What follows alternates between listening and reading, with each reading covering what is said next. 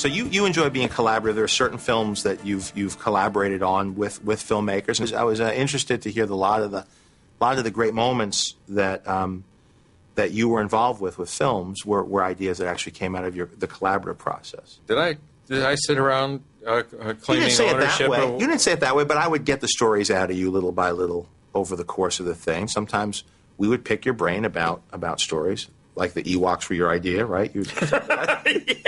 They're still that was idea. yours. The voiceover from Blade Runner, that was yours. Any others you could think of?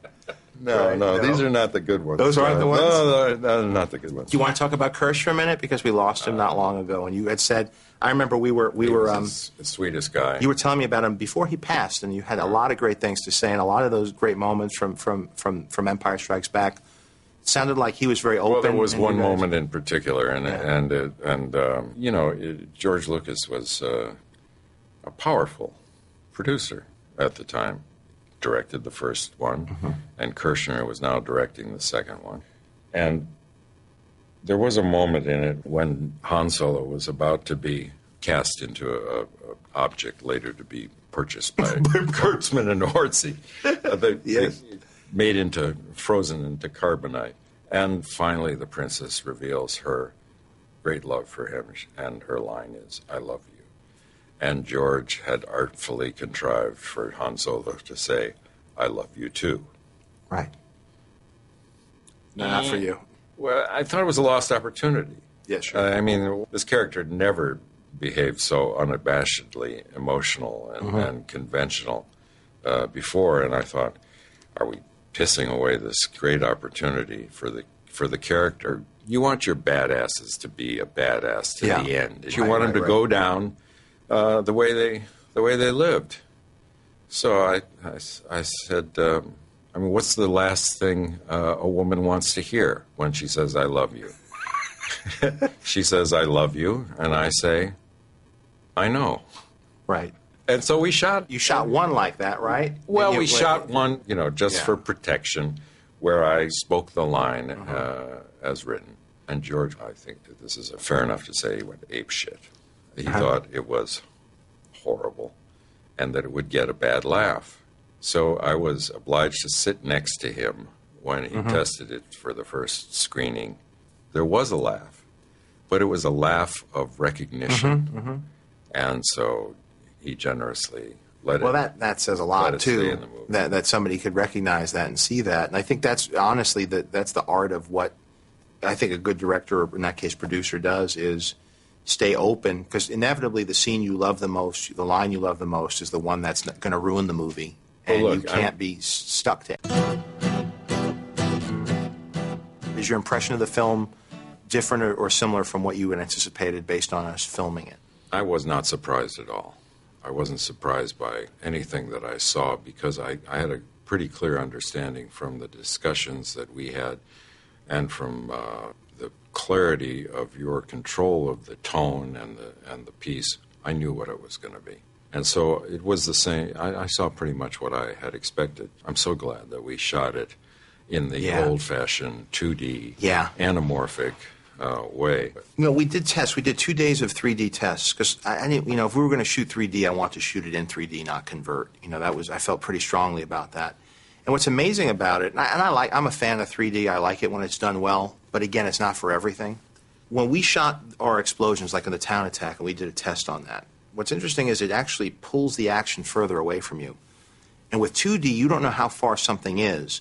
And so those explosions stack right in your face. And also with those lights coming in. When you're in 3D, you know if it's 50 feet away or 200 feet away or a mile away. When it's 2D, you don't know if those lights are close and moving slowly or they're far away moving fast. And I think all that ambiguity helps tell the story in the minds of the audience members as much as it does, as much as what you're describing. Because you're dealing in human scale. The whole mistake that can be made with the power of the computer and CGI is to take things out of human scale. And because you can make a force of 2,000 cow-sized ants instead of, one very dangerous ant, you end up with these things that the human mind looks at and says, "Oh, that's fascinating." but I have no But I'm not experience. connected But to I don't that. relate Yeah. to that Yeah. emotionally. Yeah. And that's what happens. And that never happily, I don't think, has happened in our movie. No, it didn't. And we really efforted to keep the action in the Western language, too, which was very difficult. And how do we keep it, about the things, the tools that they would use in a Western and not just completely jump off into another genre so that it felt like parts of a whole. And so I think that scale is there. And so when you see the violence seems more brutal, even though it's smaller, it's very intimate. It felt as though, for an audience seeing it for the first time, it felt a lot more like it would be to experience it rather than to witness it. Those are good horses. Your horse that was some animal. I had a good horse. Did you buy your horse? I bought my horse, and I And bought Daniel's horse. You bought Daniel's also. horse, Yeah. too. I know Daniel was talking about buying his horse, and I was the one who told him that you bought it. He was like, yeah, figures. And you rode hard. I was impressed. It was like, I remember we even figured out something else, like, let's really get let's let Harrison open up, because you're always with a pack of people. And you were always holding up a lot, because there were a lot of people, and others not as experienced with you. Sam Rockwell, for one, we didn't hire him for his riding ability. No. He made the mistake he tried to learn how to ride himself in the Bronx at the very Well, that's a good place to learn Well, to when you're ride, from yeah. the city, where the hell are you going Yeah. to go? The Bronx Yeah. is like the country. Right. So he went there, and then the horse got spooked from a horn or a bus or something, because you're riding along Pelham Parkway, and he took off on him. So we got him, and he was very shaken up, and he was scared of horses. Yeah. So we had to get them that big horse, Fred, that was like a Clydesdale or something. That we got him from Budweiser commercial, I think. Like blind in one eye. We were hoping he'd make it through the whole shoot. Right. And he rode on him, but that was a lot. When you were taking off, that group would spread out. So I remember we opened you up once, and you rode. It's pretty fun watching you ride, because you clearly enjoy it and you're good at it. The first scene we did riding, Yeah, with some serious riding, was at night. that's right. Because you're showing up to the town with the torches. Right. And there's gopher holes. And Yes. then you introduce another element, which is really anathema to horses, and that's fire. But it was in the Let's light storyboards. torches. And See, this is the way you make movies. Everybody's Harrison. got I'll a explain something torch. to you. If they draw a picture of a torch in the storyboards, you have to do it. I understand. Didn't George Lucas teach But you the that? guy then they decide to light the torches with a propane torch, which goes, So it sounds, which they don't like that either. which comes up to the horse, and so there's fire and there's this sound, and Yes. then But you used it. what I said was, I got to be first. Uh-huh. I'm leading this pack. Mm-hmm. First time we did it, I rode up and stopped on my mark, and I looked over, and there's an empty horse next Yes. to me. Because the Yes. stunt guy had come off. No, his and I horse was way back watching. there. I was with Yeah. Terry Leonard. Now, Yeah. Terry Leonard was our second unit guy, done Westerns his whole life. Actually, you know him because he doubled. I did 4 or 5 movies with him. And he doubled you for the big stunt Part under of the truck. Yeah, under the stagecoach or under the Nazi truck thing. Yes, Yeah. and I was standing next to him. Now this guy, he's seen quite a bit, and I remember one of his guys fell off the horse while you guys were riding into town, and I turned to him and I said, "Should I yell cut?" And he goes, "No, I think the shot's still good." You were everything. You were a utility player. You did it all. No, I wasn't in anything, is what it amounted. I was in. Yeah. I was doing a lot of carpentry work, and Yes. happy to have it. When did that stop happening? You took off, and you were the guy that when came I started after. when I became a carpenter. His Fred Roos, who is George Lucas's producer on American Graffiti, American Graffiti, and sure. Star Wars, Yeah. one of the producers, asked me if I would help out Dean Tavaleris, who is Francis Great production Coppola's art director. Yeah. Dean had designed an elaborate entrance to Francis's offices. It had been made in the studio mill, but they didn't have a carpenter to install it. I see. And they asked me to do it. and this is after American Graffiti. Well after American Graffiti. The last day I was working, last night I was working, I worked late to finish it. And at 8:30 in the morning, George Lucas walked in to begin to cast Star Wars. Word had gone out to all of the agents that he wasn't going to work with anybody he'd worked with in American Graffiti because he wanted all new wanted to discover new faces and fresh talent. And he comes with Richard Dreyfuss. For what role? Because there's not any role that I can think of him playing that wouldn't be a Saturday Night Live sketch. You? He was going to be Han Solo? I assume he wasn't going to be Alec Guinness. How different my life would be now. Well, anyway, they walk in, and I said hi, and they went in and did their interview. And you gave him that look? That That look that you got, that you give me when I try to give you direction on the set? Like, really? Did I ever resist you? No, you were great. So You did. You busted my balls a lot, but I loved it. And I busted your balls a lot, too. We had a lot of fun on the set. And Daniel busted our balls. We busted his. Yeah. It was a very fun environment. But no anyway, ball left unbusted. That's my motto.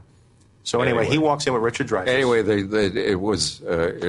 it turned out to be a bit of serendipity because I wasn't given an interview for it, but later on Fred Roos asked me if I would read with all of the people who were reading for the parts in Star Wars. And I did. I read with 300 or 400 actors. Any winners get away? I don't remember any of those. All right. So you're reading all day, and they say, "Hey, wait a minute." They move the camera over, and they say, "This guy's pretty good with this stuff." Was that it? You were reading Han as a reader? Yeah. And he just got the call and the offer, and the rest. And after that, that's when things took off. And all we have to do is pay him $1 more an hour than that's right. What he's getting to hang a door at Francis. Yeah. Well, good luck. We'll let you know about this part. Thank you very much. It was a I pleasure really to meet enjoyed you. meeting you. I enjoyed meeting you. And I'd love to come back again. Could you read some of the actors? I'd love to come back. We want fresh faces. Is the problem. That's a real problem with me. I woke up one morning before we started and opened the newspaper to an article in which all 7 producers had been interviewed about the part they played in picking my hat. There was a lot of discussion about the hat. None of it in front of me. Oh, sure there was. You were very particular about the hat. Well, I was very particular about it. Because I remember there was a lot of discussion, and Stephen did have a lot to say about the hat. Well, they had a lot to say, but it was Mary's Offreys and I that picked the hat. Yes. And creased the hat and submitted the hat for approval. But there was a lot of Indiana Jones looming. Well, the last thing I wanted was for it to look like Indiana Jones's hat. And with Stephen also. I think Stephen also, Yeah, I mean, there was that, when I first read the script, the guy had a whip. That's right. Right. I said, well, that's pretty obvious, too. No whip. No whip and a different hat. Yeah. You don't need 7 producers to tell you that. Right. But costume is character. Yes. You know, and the gun took a while to pick the gun. Yeah, and that's character. And how it was that's carved character. That's character for you, especially. Well, you're very focused on that. Those details are very specific to. Well, it makes my work easier. If you can see it, I don't have to talk about it. I don't have to create, behavior which tells you what you can see. How was Mary to Mary work with? Was great. She was great. She had just come off of True Grit. She had. So she had. She knew the time, the era. She had great. Experience with the Western and the wisdom to know that this was not the same kind of movie. Yes. She didn't violate, though, the period. She really was careful about the materials. But the hats changed a lot after that period to a more traditional cowboy. You're the guy. Here's the one hat discussion that I had. You showed me a hat, an illustration of a hat. And it looked like the hat of a miner who had been sleeping out behind the restaurant. Well, that was my backstory for you. Yeah. Well, it didn't work. Let me tell you, Mary's Offreys drew it. So well, anyway, she's not shitting gumdrops. Understanding that was not the hat for the miner and the sleeping behind behind Denny's. Not the right. I remember you picked the largest hat that we had. Well, I did. I mean, and the biggest horse and the fastest horse. Yes, that's right. And the longest gun. And chaps. You wanted chaps too in the beginning, if you recall. Until I saw Daniels, and then I thought, yeah, that could be yours. I think both of you in chaps would have been good. It's another movie, and we can make that one. We can make that one. And the advantage is that we won't have to leave home. We can just do it in town. It'll be great.